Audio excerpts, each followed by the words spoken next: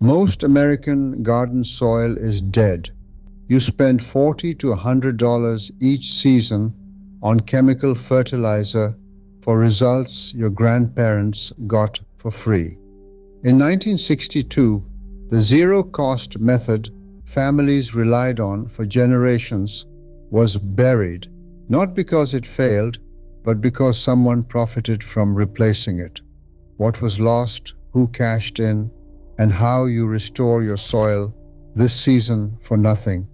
That starts beneath your feet.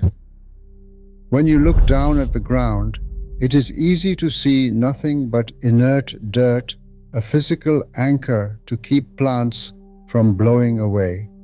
But the dirt under our feet is supposed to be alive. My family has worked this Tennessee ground for 3 generations, and if there is one thing I have learned, it is that you must treat the earth as a living organism. According to the United States Department of Agriculture Soil Biology Primer, a single teaspoon of healthy soil holds anywhere from 100 million to 1 billion individual bacteria.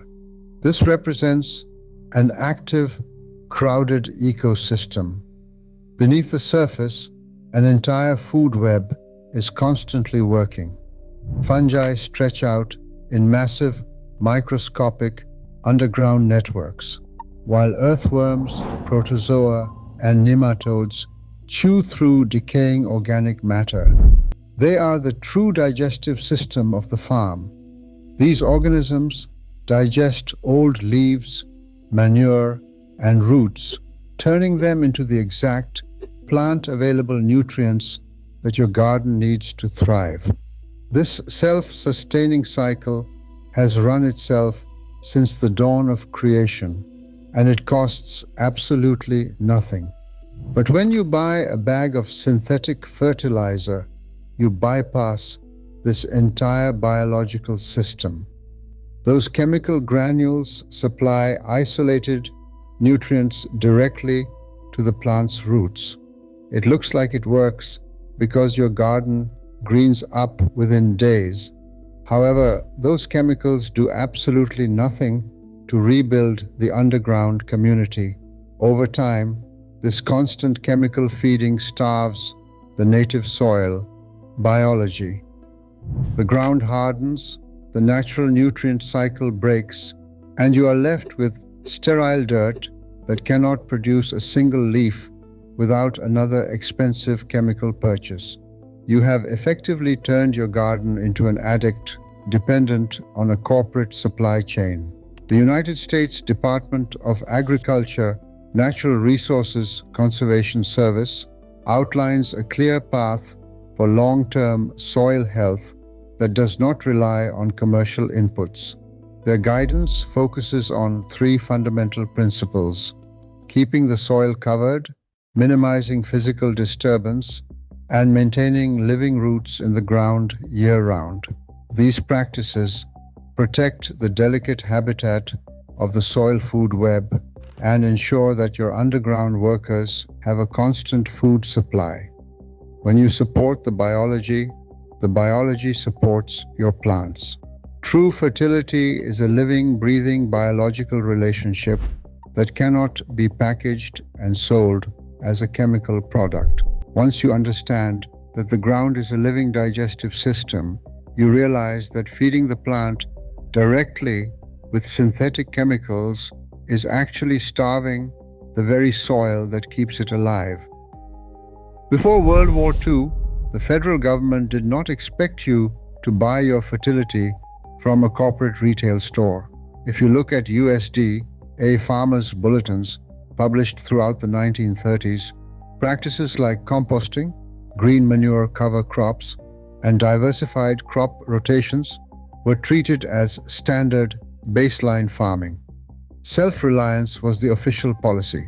My grandfather did not need a chemical sales representative because the Department of Agriculture taught him how to build his own soil biology using resources already on his Tennessee land. The shift away from this zero-cost model was driven entirely by wartime industrial capacity. During the war, the nation built massive nitrate plants to manufacture high explosives. When hostilities ended in 1945, the government faced a massive surplus of industrial nitrogen capacity. Facilities like Nitrate Plant Number 2 at the Muscle Shoals Complex in Alabama, under the control of the Tennessee Valley Authority, were redirected toward producing civilian ammonium nitrate. Suddenly, military-grade chemicals were cheap, abundant, and looking for a market. By the early 1960s, a highly coordinated marketing campaign rebranded these industrial surplus products as the only path to progress. A look at the agricultural publications of the era reveals how fast the trap was sprung. In 1958, advertisements in successful farming still focused on natural manures and organic soil builders. By 1962, the tone changed completely. Composting was cast as backward, primitive, and labor-intensive, while synthetic NPK blends were sold as the clean, modern, scientific way to grow. This deliberate transition successfully dismantled centuries of traditional agricultural knowledge, transforming self-sufficient farmers and home gardeners into lifelong paying customers for a global market. Today, that market exceeds $200 billion worldwide, with the backyard home gardening segment alone representing a $15 billion corporate machine. We do not pay a single cent of that $15 billion toll on my farm. Instead, we rely on a zero-cost method my grandfather used to rebuild soil fertility from scratch. It starts with a basic 3-layer compost pile built on a simple 3-to-1 ratio, 3 parts dry, carbon-rich brown materials like fallen leaves or straw to 1 part fresh, nitrogen-rich green materials like kitchen scraps or green garden waste. But the real secret is the 3rd layer, a thin sprinkling of your own native soil sandwiched directly between the greens and the browns. This native dirt acts as a direct biological seed, introducing billions of local microbes right into the heart of the pile. To keep this biological engine running, you must turn the pile with a fork once every 1 to 2 weeks. This simple movement reintroduces oxygen, redistributes the heat, and prevents anaerobic pockets from forming.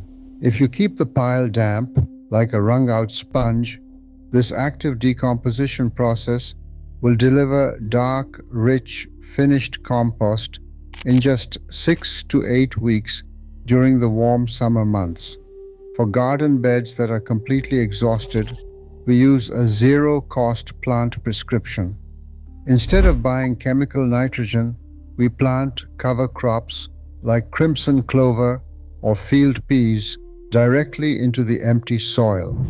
These legumes form a symbiotic partnership with underground bacteria, pulling free nitrogen directly out of the air and storing it in their roots. When the season ends, you simply chop these plants down and let them rot in place. It is a self-sustaining system that feeds your soil biology, costs absolutely nothing, and frees you from the commercial garden center forever. I often think about a retired farmer out in Missouri who managed a small 2-acre homestead. For years, he followed the modern playbook, shelling out $60 to $80 every single spring for bags of synthetic fertilizer, only to watch his crop yields decline season after season. 8 years ago, he decided he was done paying for a broken system. He stopped buying commercial inputs entirely and started relying strictly on the organic waste clearing from his own land. The turnaround did not happen overnight. That first summer, his harvest gains were quiet, almost unnoticeable. But by the second year, the biological shift in his soil was undeniable. By year 3, his crops were visibly outproducing anything he had ever grown with chemicals. Today, he keeps over $300 a year in his pocket, while harvesting more food than his family can eat. He proved that when you stop treating soil like a sterile medium and let biology do the work, you do not just save money, you regain your independence. This independence belongs to a much older story. More than 2,000 years ago, Chinese agricultural manuals documented systematic composting, recording how families preserved the land across generations. On this continent, Native American communities maintained highly productive soils for centuries through companion planting and careful organic matter management. These societies endured because they followed a fundamental law of nature. You must return to the earth what you take from it. The zero-cost methods we use on my Tennessee farm are a deep human inheritance, a proven way of living that worked long before the first fertilizer company was born. Everything I have documented across this channel, the food, the water, the seeds, the land, is being collected in one place. The Lost American Home Manual. Get on the early access list now at earlhadley.card.co. The link is in the description below. Tell me in the comments what you are trying to grow this season and whether your garden has felt less productive than it used to, because I want to know what you are working with. If you believe soil that fed American families for generations without a single bag of fertilizer should not have been replaced by a chemical dependency that costs you money every season, you already know what to do. Next time I'm going to show you the window insulation method that kept American farmhouses warm through brutal winters before modern heating became standard, and why it costs almost nothing to apply to any window you already own.